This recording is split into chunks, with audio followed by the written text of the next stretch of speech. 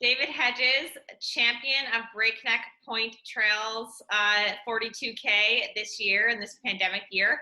Welcome to the Trails Collective interview series. How are you doing tonight? Hey Ellie, good, good, pretty good. How are you? You just came across my radar because I have been, checking out the local trail races results, and then I found out that you also go to Cornell. So, what brought you? You're originally from Colorado. What brought you to Cornell? Yeah, I'm originally from Chicago, but was in the Rockies for undergrad and summers and things. I graduated from Colorado College in May, virtually, and then yeah, I just started my master's program here for regional planning.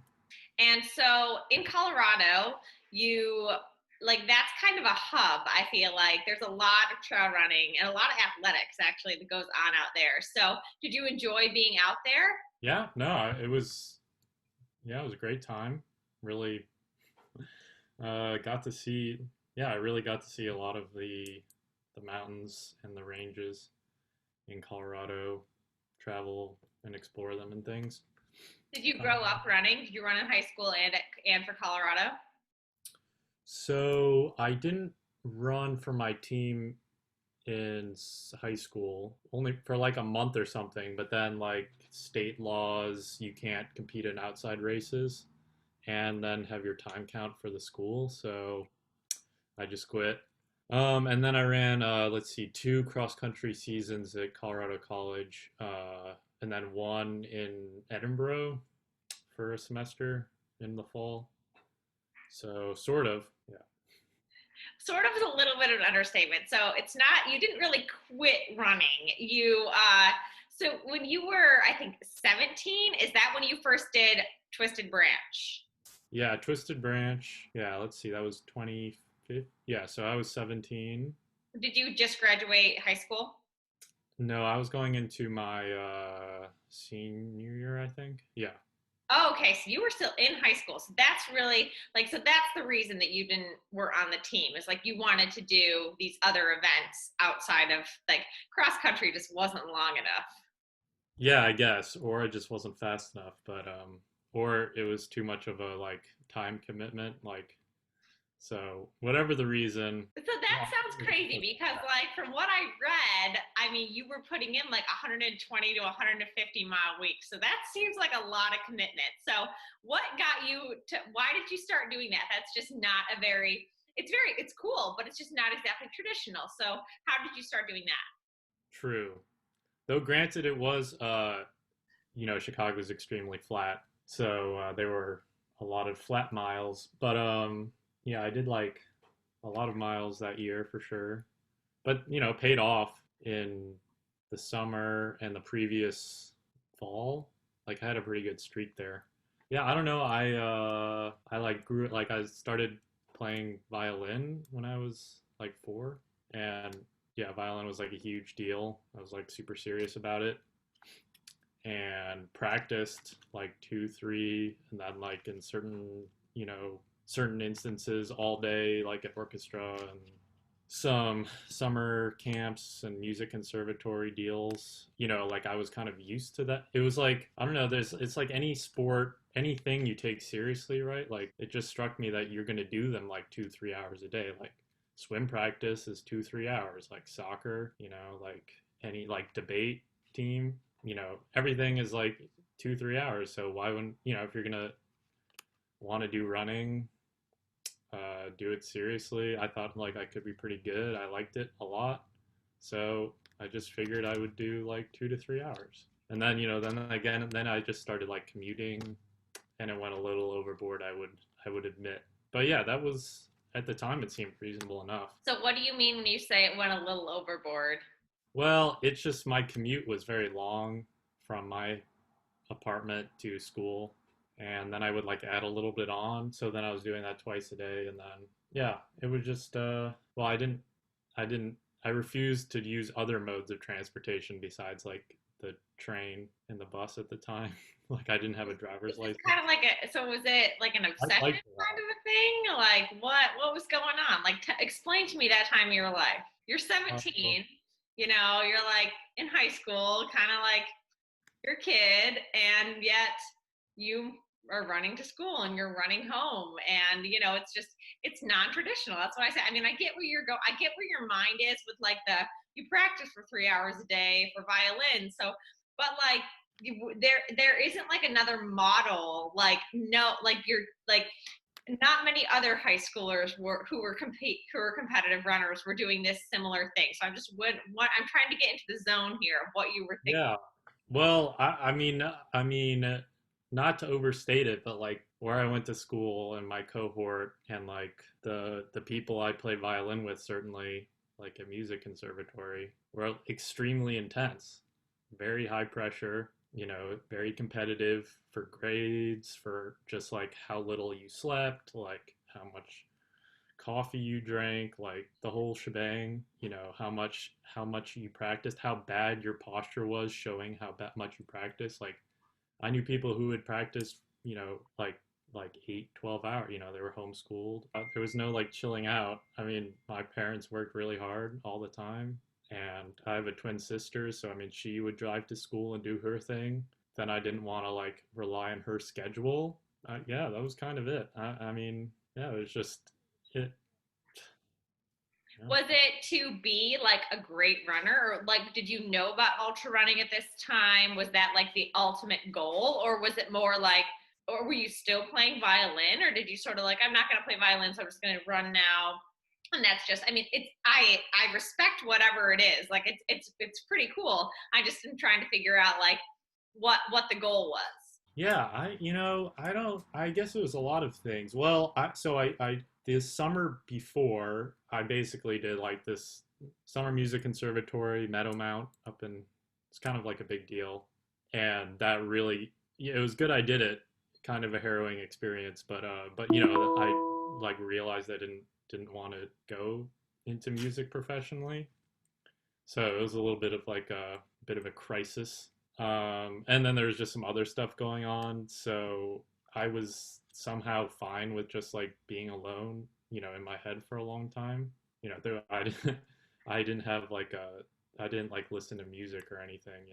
And also like it was a great escape, like running in Chicago, like in the winter on the lakefront after 4 or 5 p.m. is pretty incredible, or first thing in the morning. Like I really really enjoyed that. Something, whatever, something about it, which I still, that's sort of like the essence of why I like running now. And the mountains, and where they're like the lake would be frozen in these crazy formations, and like the city's totally gray, and there's like 3 million people within like 6 miles of you, but 6 mile radius, but you don't see anyone. You sort of hear the cars, but otherwise, I don't know. I don't have like a like a one phrase answer or something. But No, I'm not fishing for oh, anything. but yeah, in terms of like being good, I mean, I always kind of wanted to be good at stuff. Like I always kind of wanted to be the best at whatever I did. It's maybe not. I was like the best, or at least I thought so. The best blacktop tag football player. The best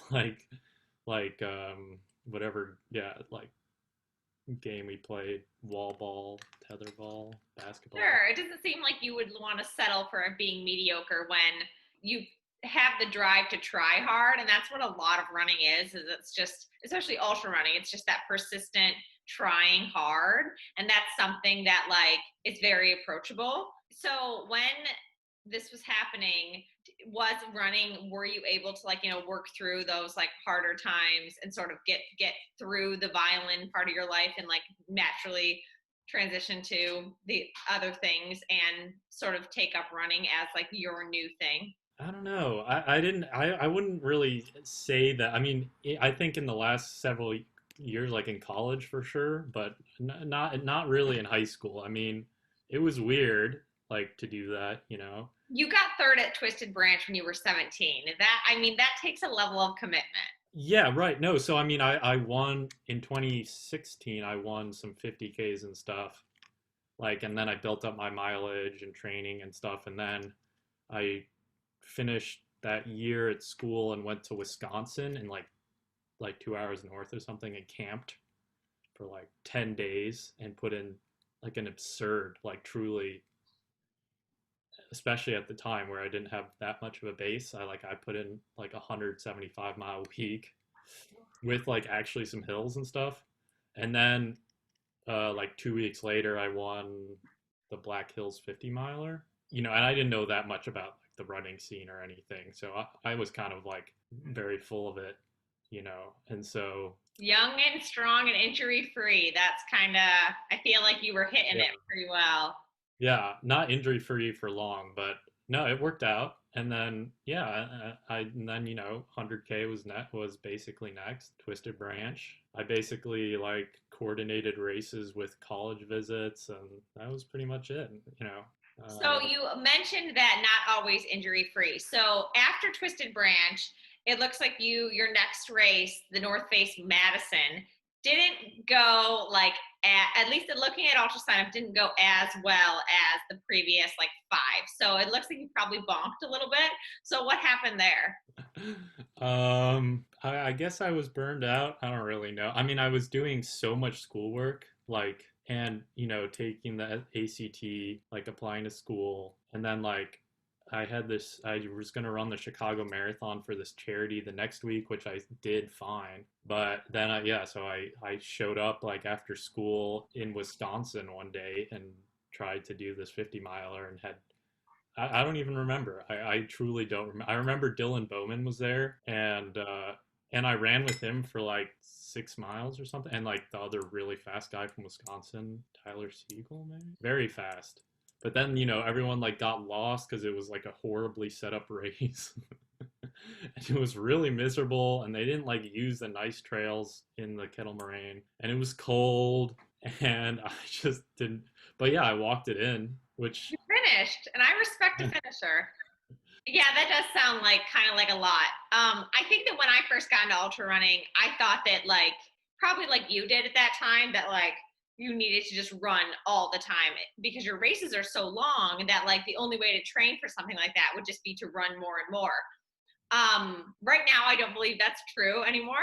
As you matured into the sport, has your mileage got a little bit more manageable for your other schedule? Have you realized like maybe if I kept doing these like 150 to 170-mile weeks, like I'm gonna get injured or burnt out, or so? What was that journey like? um yeah, it really gradually like I was sort of became more and more comfortable with mountainous terrain, and that sort of led me to not caring at all. Like I don't like I wouldn't say even now like that I train. Like I just do whatever I want and like to climb the mountains and stuff. So I'll keep track of like hours and vert, um, especially like I did. I was sort of still training like freshman year, sophomore year. I put in 100 plus mile weeks in a row average, which I was pretty stoked with. I was in really good shape for JFK that year, What year um, was it? 2017. Okay, I ran that year too. It wasn't a very good race for me. Oh, It was just uh, kind of rainy and shitty. I was injured actually, but it's an expensive race. So I was like, I can't right. go. Yeah, yeah. I like coordinate it with like fam with Thanksgiving and stuff, and so. But yeah, no, I had a. I bet we had similar. Yeah, I mean, I was in really good shape, and then I ate something horrible. Like I don't know what I did the day before, but it was the dumbest. I was probably just eating like airport food or whatever. Like, but had like some, one of those fancy like yuppie coconut smoothie things, or like multiple of them. I don't know. It was a bad call though because yeah, that was I stopped too many times, and then I was also thinking how fast I would be going, so I like didn't wear anything. Like I just wore a singlet. Yeah. I couldn't use my hands for the first 30 miles, like straight up. I couldn't use them, so I didn't eat at all or drink, and I had to stop like a dozen times. So I started running with Wardian and Jacob Huzi, I think, and then I just would trade off with Wardian, who was also having a similar stomach experience. And then it was raining horribly, and it got freezing. It was awful. And Like, I brought it home, I brought it home and it was like totally hypothermic and what did it you place that year? sixth.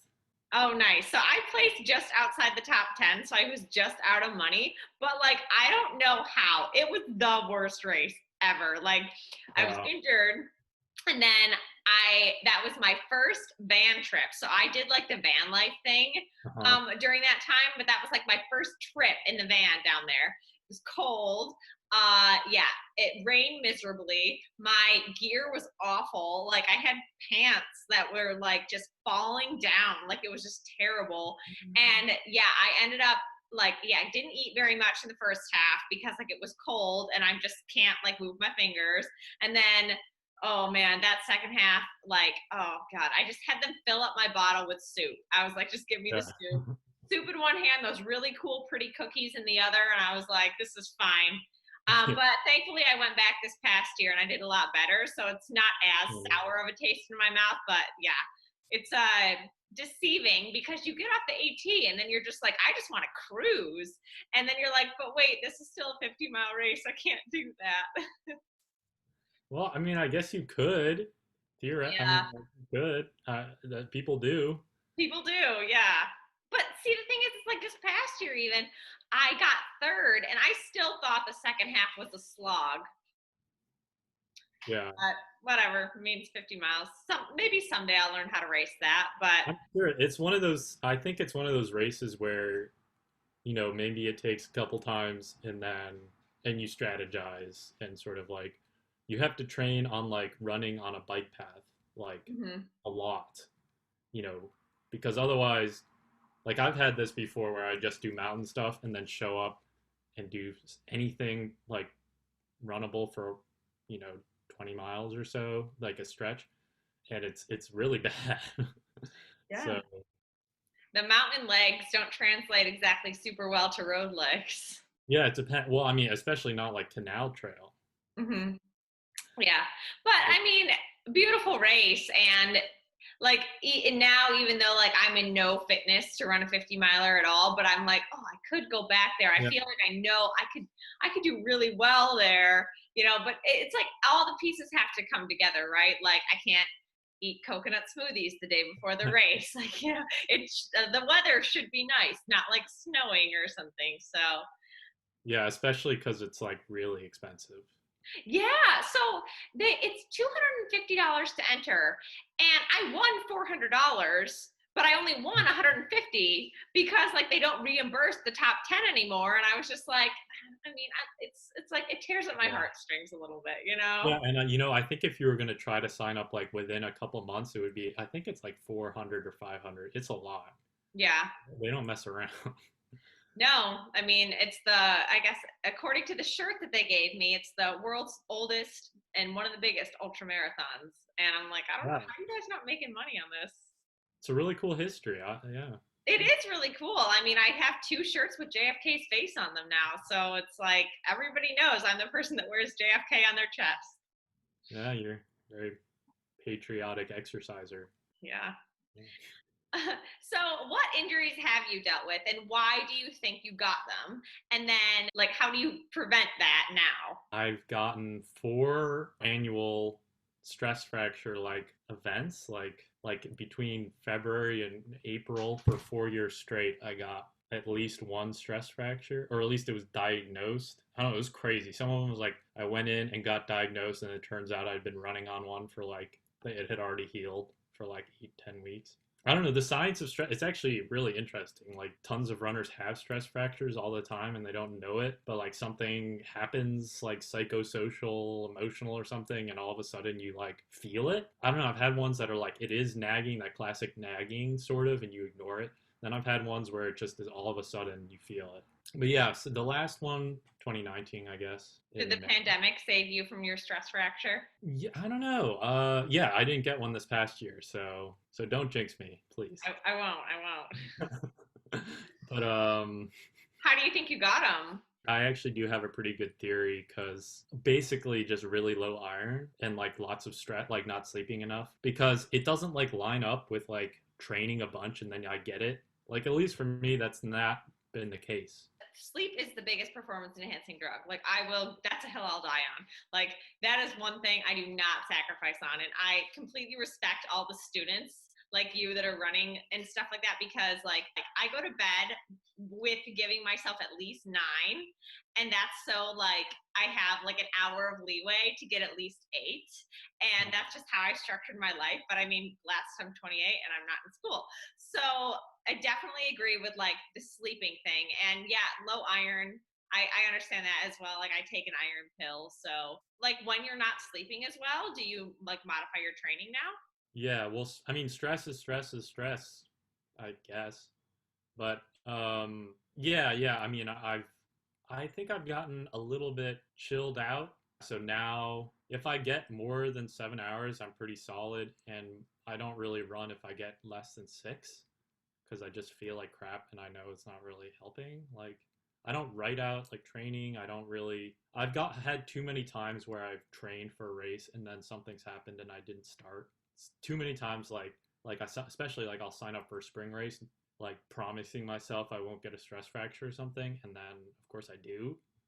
So I feel like it's better to just forget about that and like just do whatever. So yeah, I guess yeah, so I take more days off, do lower intensity, more technical running, including especially last 2.5 years, like a really lot of scrambling and just more of like adventure off trail, a lot of off trail. So Do you feel pressure more with your competition, or is it more an internal pressure? I've never really proved myself to be like competitive enough to like treat it in that way.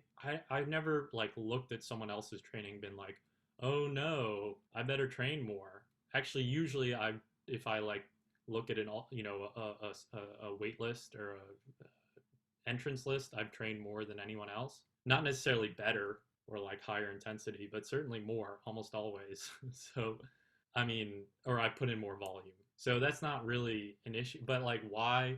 I mean, I guess it's just one of those like you can do it, and then I just enjoy that sort of consistency. Like I don't know.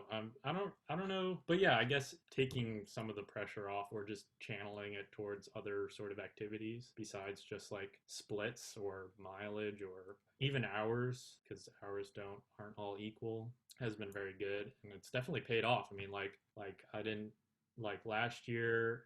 I didn't last summer. I run 2 races. I got second in a half marathon. Like um, you know, and without doing any running, like, as in like no trail running. Like I was the whole summer, I was just in the mountains. And then same with this year. I won this Breakneck race, did pretty well at this 100K. And basically all I was doing was mountain objectives. Like that was it.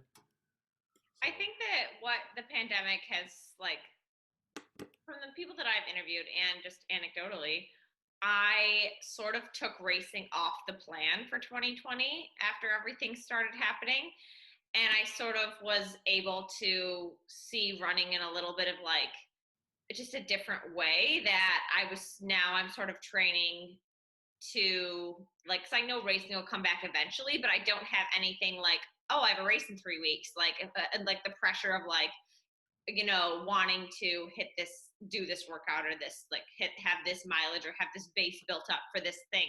Cause I know that like, I know I'm not going to be racing probably again in 2020. And uh-huh. so, I think that taking that pressure off also like gave me the freedom to like, one, like maybe try harder on a workout or try something new or also take more days off because I think it doesn't really matter because like I don't have a race in a couple weeks. And like you said, stress is stress is stress. So you didn't have a spring race that you were like, oh, I should probably get fit for that. It was like, oh, if I really just, I don't need to run for 2 hours today. I can stop at like 90 minutes because my body is just like, just stop, and I don't have to get in this base. Yeah. Well, for me, I wouldn't, I mean, I don't know how much. I mean, yeah, there's no races anymore out here that are interesting, really. But I mean, I spent all spring until March 18th, I guess, training ski mountaineering and cycling, and during the week, ski mountaineering on the weekends, like really massive days. and if the couple winter break, President's Day, spring break, like did a some really great dirt bag skimo weeks, which was like unbelievably fun, like super incredible. It's great to improve at something like that you suck at, and um, yeah. So for me, I've never actually really enjoyed races.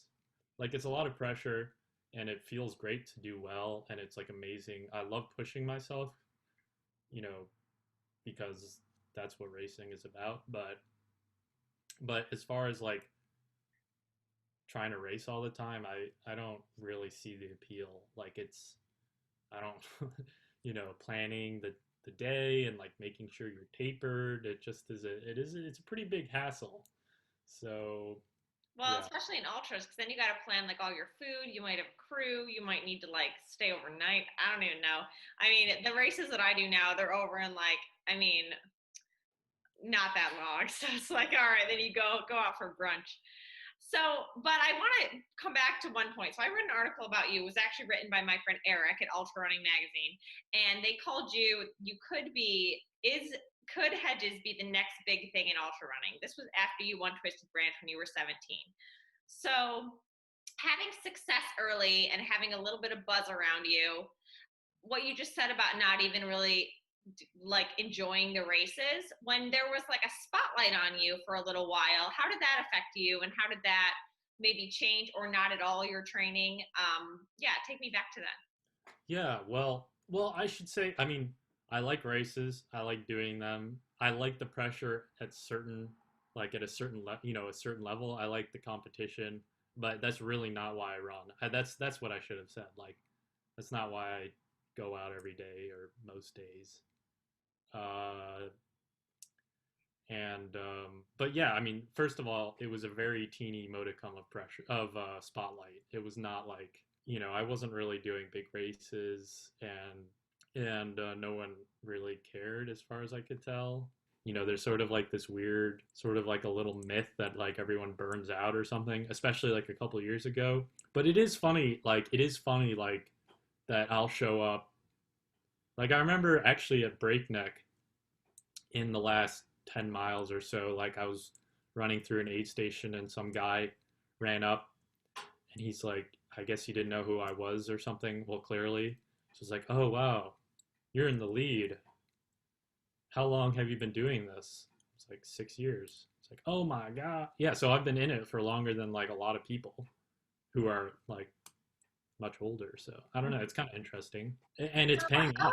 Like, How do it's you not paying off for let me. like early success, especially being in Ultra Runner magazine, like how do you not let something like that go to your head? Well, because I'm not very good. Like I'm pretty good. I'm okay at some things. I'll run with someone. Like over the summer, I ran with some people in Idaho, and then like in Boulder the summer, who are just way better, right? Like immeasurably better. No, I love this. Like this is what I'm getting at. Like I love your attitude because I like that you're honest. Like you put in a lot of work, like a lot of miles. Sometimes it's excessive. Sometimes it might have been excessive. But I mean, and you don't have like a clear goal except that you like what you're doing, you like pushing yourself and seeing what you can do. And but like it's I mean, I resonate with what you're saying. It's like, but objectively, like could be good. Being good is objective, and it's just like I feel like you're in a very you're in reality right now, which is sometimes when you're looking, especially on social media in the ultra running world, it's like you win like small race, and then it's like, why aren't you sponsored? Why aren't you Yeah. this? It's like because I'm not like because I won a 50-person race doesn't mean that like Saucony and Nike is just banging down my door. And it's, I mean, sure, I'm never going to say that I'm a bad runner. Like, you're never going to say you're a bad runner. But, like, we know objectively where we are. Yeah, and it comes like it'll come to like this Breakneck was an amazing day for me. Like I thought that was like a really top notch, like elite level performance, right? Like I've set some really fast times this past summer. Like I'm really good at downhill running. Like I would go head to head with anyone downhill, technical downhill running. Like literally, I would say anyone. And that's not come easy. Like I was never just like good at it. It's taken a lot. But like, yeah, I know. I think I can do well. Like I think I can be right up there. Like it's encouraging. Like this 100K race over the summer. Like I kind of blew up. It was really high altitude, extremely hot. But I knew like, okay, now I know like if I have more salt in my water and carry more than one flask and like do some intense workouts, like three of them, I could be right up there, like with Schlarb and Jimmy Elam and Jeff Browning. And so I mean, so that's pretty cool. I think that's cool. But like, but I'm not like, I can't just like show up whenever and like crush it or whatever. And plus, I don't really like that doesn't seem like interesting. Like that's cool, I guess. I sort of envy people who can do that. If anyone Who really can really can, do that though? I don't know. I mean, maybe I mean, somebody. you'll hear these random stories about like I didn't run for two, like Claire Gallagher, for example. She was like, she didn't, like this, the clickbait story was like, she didn't run for like 2 weeks and then won Western States. Well, it's like, well, probably she was very well rested and and you didn't, what they didn't say was like her huge block of training before these 2 weeks before Western States. So I don't Well, like, he has a I, lot of support too. yeah, Like yeah. I mean, that. these overnight successes, it's like the 10-year overnight success is what they are. You just Yeah. didn't know they were putting in the work. Well, and then there's other people who were D1 in school and have so much intensity under them, like so much leg speed that they can just take from the well, and Mm-hmm. and so in a way, but yeah, of course that's not just straight up. Like they worked for that. Mm-hmm. But anyways, I mean, but yeah, as far as sponsorship goes, like I guess it would be cool, but like trying to pressure yourself to like do well so that theoretically you might be able to get a sponsorship, but then you realize like unless you're super duper like you're just selling like something that maybe you care. I don't know how much I like gear, I guess, but I'm not like a gear junkie. Mm-hmm. Like I don't really I like really like certain shoes and would say good things about them, but like being a marketing tool, like unless there's like some more depth to it, like that does exist, but just being like a retweet guy Mm-hmm. is not like a motivating factor for me at all. Like I so feel exactly the same way. Exactly the same way. It's like yeah. when you think about everything also that even goes into being an elite athlete or being like having like 7 different sponsorships so that you can pay for your like so that you can actually be an elite. It just seems extremely to me like exhausting. All the things you need to remember to do for your companies. And then like, yeah, I don't think that like personally for my mental health and just my happiness, I don't think I can do like running all the time. Like I like running and then I check into work or you check into school and it's like, okay, now I do this. Whereas like I've heard interviews with elite athletes, most recently in my mind is Sabrina Stanley, who's phenomenal. She just set like Nolan's 14 again. But I just remember an interview with her recently that was just like, it's hard for her to sit still during the day because she's this elite athlete now and she feels like she has to be always running or always training. And the best athletes are able to run and then they sit for like the whole day, run again. Like they're basically like run, eat, nap, train, eat, sleep. And like that's how they're so good. And it's like I know myself and that's just not like I would be bored. So it's there's just a lot more nuance and a lot more like, is this really the ideal of what you say you want than what it actually is? Yeah, I mean, don't get me wrong. I love not having anything to do and just being able to run all day. That is ideal. That is great. I will never knock that. Like, but that's not what like I mean, first of all, most pro athletes can't live where the good stuff is because it's too expensive. True. So the people who have like jobs on the side, like I don't really buy it's good for your running. It's actually better for your running if you have a stressful job and a stressful relationship and like Oh, I don't think so. that's not true, but it is helpful if you have support, like with people and and like nutrition or whatever. Like obviously that's helpful. But I've spent a lot of time in Aspen because I love the area and they have great. Well, I won't let the secret out, but you can sleep in your car in a certain lot that's very accessible. But and I've known some people in the I know some people in the Aspen area. like very good athletes. And basically the last person who was an outdoor adventure athlete, not like Olympian, like an ex-Olympian, but like just a like a like what we're into, left last summer because it was too expensive, right? And now they have like a 45-minute commute to go ski mountaineering, or 50, which isn't that big of a deal if that's all you do. But like, so yeah, How I did don't know. Breakneck compare to the trails you run out in Colorado? It was, I mean, it was actually kind of amazing because I won this race last year in Taos, which was a marathon with like 8,400 feet of climbing. Also, it was just all above 10,000 feet, like exactly 1 year before, like the same weekend. And so it was fun to compare. So I could go harder in Breakneck because of the altitude, and so that felt really good. But yeah, I mean, it was, it's much more. You don't. There's no real huge climbs at Breakneck, but nice little choppy things.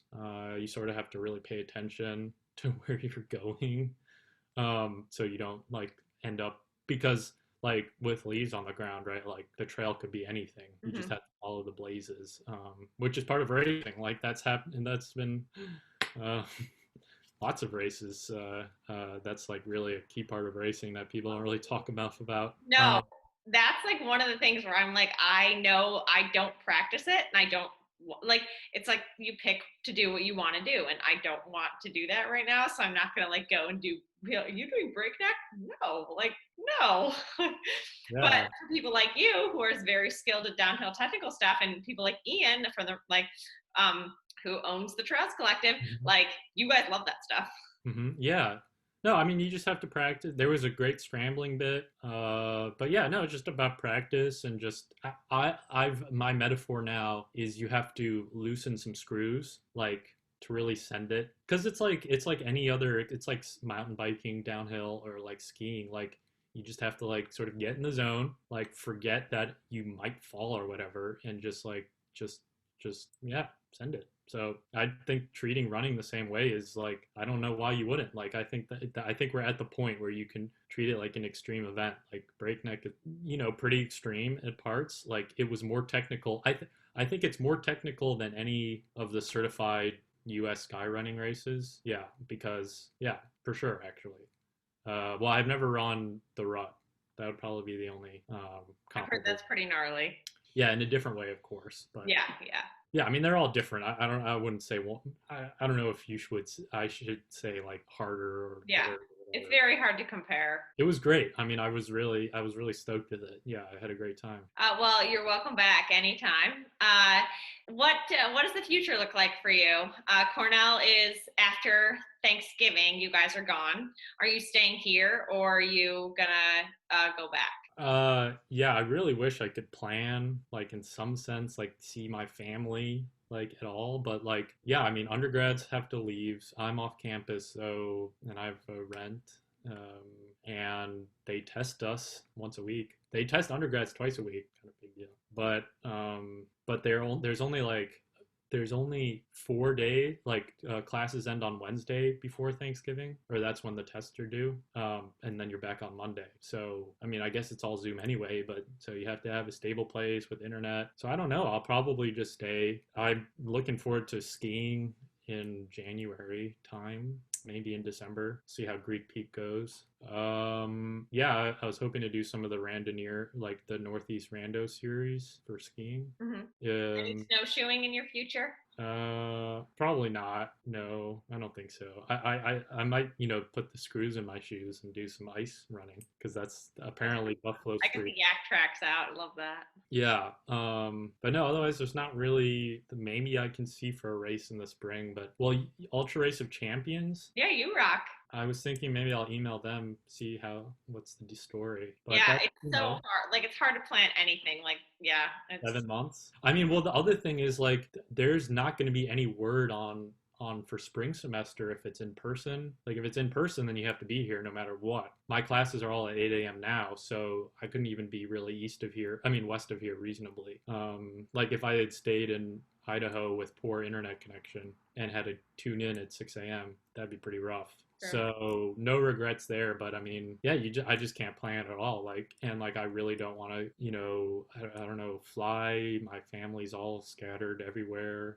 Hmm. I don't want to get anyone sick. Like, I don't want to get sick. And the East Coast, we welcome you with open arms here. Yeah, I mean, yeah, it seems great. I'm gonna go up to we have our mini like October break. I got some stuff done, so I'm gonna go up to the Adirondacks tomorrow afternoon. So I'm really, really excited actually. Everybody loves it up there. It's so pretty. Yeah, it's gonna, yeah, peak fall. It might snow. Yeah. It'd be great. You'll enjoy it. Well, thank you so much for taking over 40 minutes with me now. This is wonderful. And I'm really happy to introduce you to more of the Trails Collective here on the East Coast. And good luck with everything the rest of the semester. And if you ever come into CTB, say hello. I'm behind there with a mask. Okay, yeah, we'll do. Thanks, David. Have a good night. Run, run, run.